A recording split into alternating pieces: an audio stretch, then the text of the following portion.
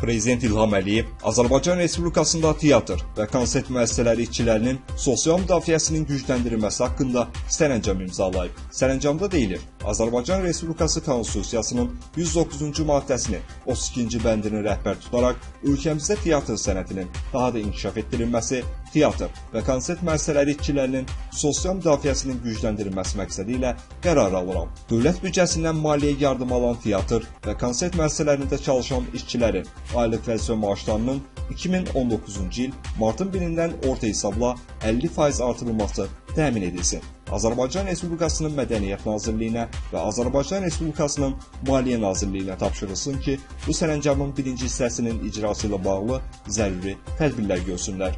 Azərbaycan Respublikasının Nazirlər Kabinetinə tapşırılsın. Bu sərəncamın birinci hissəsində nəzərdə tutulmuş tədbirin maliyyələşdirilməsi məqsədi ilə cari ilin və növbəti illərin dövlət büdcəsində maliyyə təminatı məsələlərinin həllini təmin etsin. Bu sərəncamdan irəli gələn digər məsələləri həll etsin.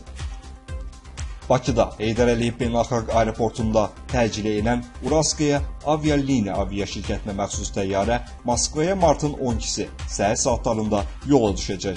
Ölkəzin məlumatına görə, hava limanından mətbuat xidmətindən verilən məlumata görə, Bəhreyn Moskva reysinin sərnişinləri oteldə yerləşdiriləcək. Hava gəmisində partlayıcı qurğunun yerləşdirilməsi şübhəsi mövcud olduğuna görə, Bakıda qəzaya inişi edən A321 təyyarəsinə hələlik mütəxəssislər tərəfindən baxış keçirilir. Xatırladaq ki, Bəhreyndən Moskvaya uçan Uralskaya Avialiniya aviaşirkətinə məxsus təyyarə bazar ertəsi Bakı vaxtı ilə saat 14:56-da Heydər Əliyev Beynəlxalq Aeroportunda müvəffəqiyyətlə enib. Həyəcan siqnalı ilə hava limanından bütün qəza xilas etmə xidmətləri hazır vəziyyətə gətirilib. Təyyarədə ekipaj üzvləri daxil olmaqla 225 nəfər olub.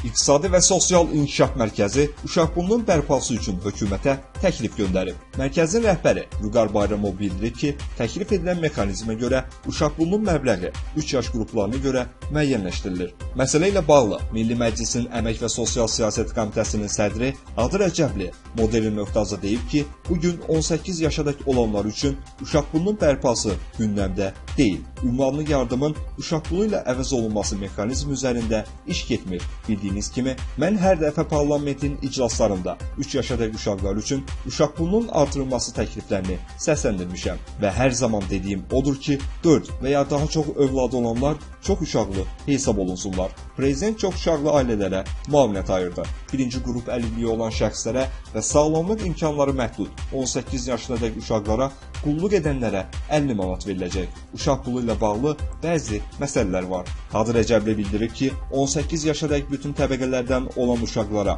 uşaq pulu verilməsi doğru deyil. Bu belə olmaz. Uşaq pulu bərpa olunsa, varlı kasıb hamıya bu müavinət verilməlidir. Az təminatlı ailə ilə imkanlı ailəni bir tutmaq olmaz. Dünyada belə texnologiya yoxdur. Milyonerin uşağına niyə dövlət uşaq pulu verməlidir? Belə olan təqdirdə ünvanlılıq pozular. 3 yaşadakı uşaqlara görə uşaq pulu verilə bilər. Doğuşa görə bir dəfəlik müavinət verilir. Amma bunu 18 yaşadakı bütün təbəqələrdən olan uşaqlara şamil etmək olmaz. Komitə sədri qeyd edib ki, uşaq pulunun bərpası ilə bağlı Əmək və Əhalinin Sosial Müdafiəsi Nazirliyində hər hansı məlumat yoxdur.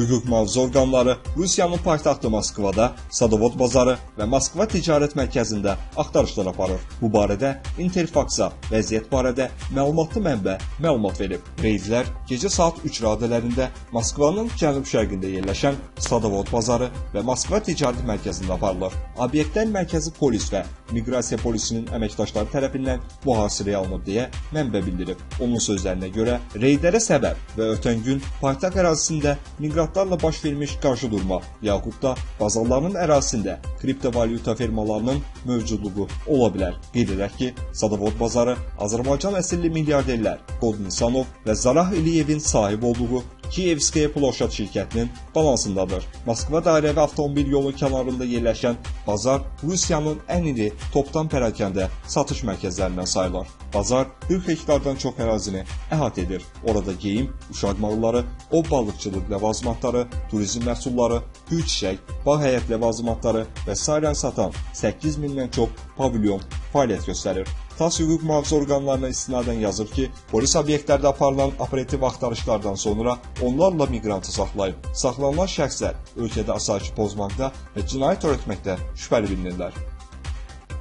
Uzun müddətdir qaraciyər sirrozundan əziyyət çəkən meyxanaçı Aydın Xırdalanlının yeni fotosu yayılıb. Söz ustasının yeni fotosu məclislərin birində çəkilib. Belə ki, Aydın Xırdalanlının yenidən arıqladığı diqqətdən qaçmayıb.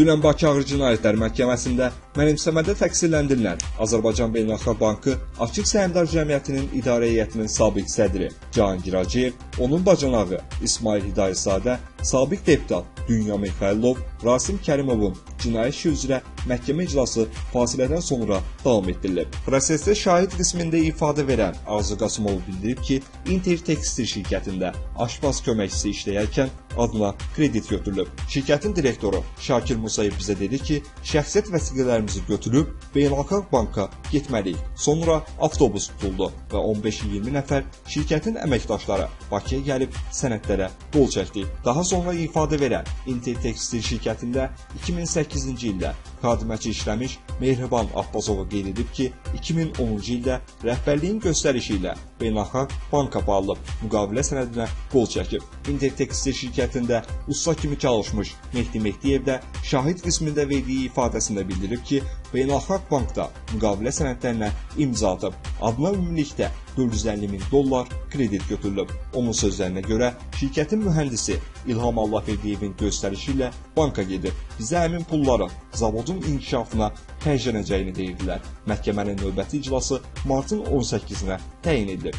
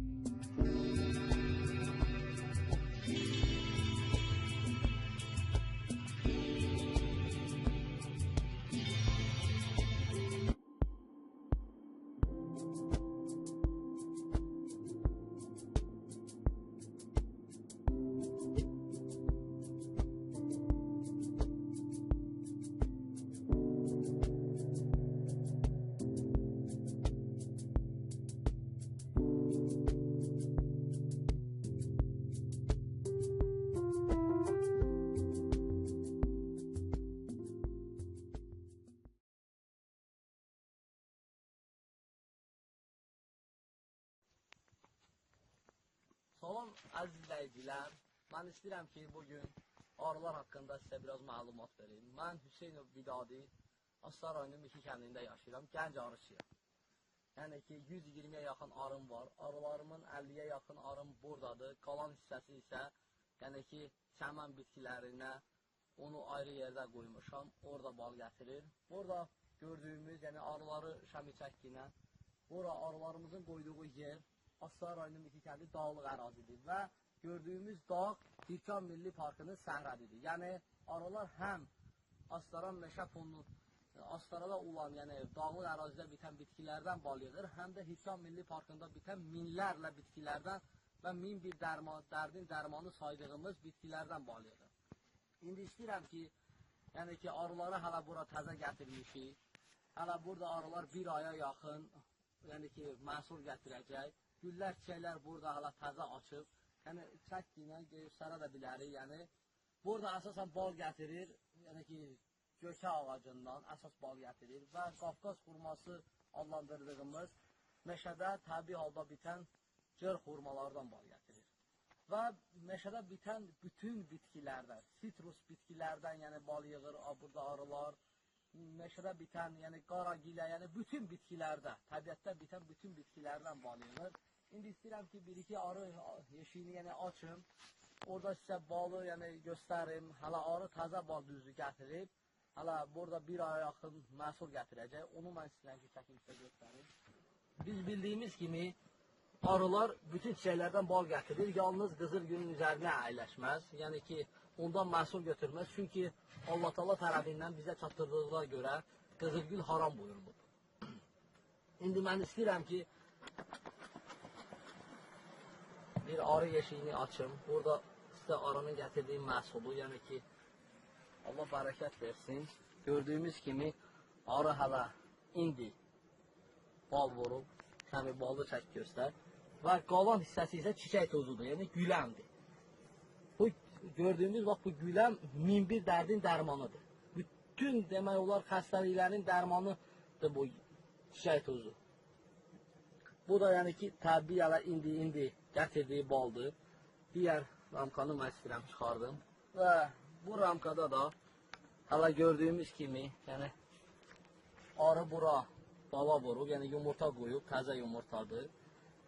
Bura isə bal, hələ baxın bu qədər bal vurub. Yəni ki, bu ramkada təqribən olar bir yarım kiloya yaxın bal, qalanı isə baladır.